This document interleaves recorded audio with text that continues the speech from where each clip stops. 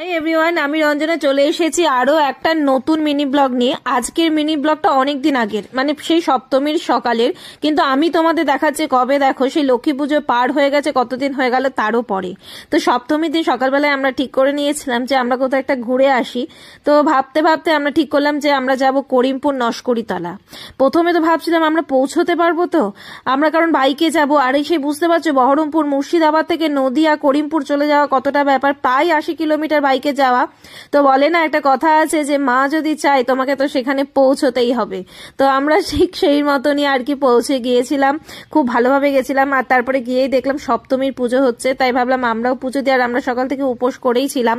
তো এখানে না মায়ের একটা বিশেষ প্রসাদ হচ্ছে, মানে ফল প্রসাদের থেকেও বেশি দেওয়া হয়, এটা চিনি দিয়ে তৈরি এক ধরনের মিষ্টি, যেটা প্রথম আমি এখানে দেখলাম যে এখানে ভীষণ জনপ্রিয়, আর এটাই নাকি মায়ের প্রিয় প্রসাদ।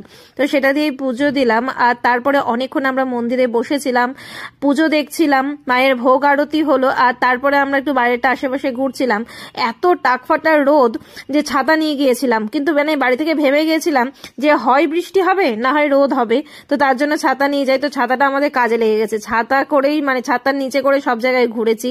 প্রথমে তো একটা আখের রস খেলাম, আর তারপরে ভেবেছিলাম অন্য কিছু খাবো, কিন্তু অনেক না আমিষ বিক্রি হচ্ছিল, তার জন্য আমরা যেহেতু আমিষ খাবো না, নিরামিষ খাবো, তার জন্য দুটো কোল্ড ড্রিঙ্কস নিয়েছিলাম। আর এখানে প্রচুর বেতের জিনিস বিক্রি হচ্ছিল, একটা কুলো কিনেছি বাড়ির জন্য। তো আজকের মতো মিনি ব্লগটা এই পর্যন্ত। যদি তোমাদের ভালো লাগে লাইক, শেয়ার এবং সাবস্ক্রাইব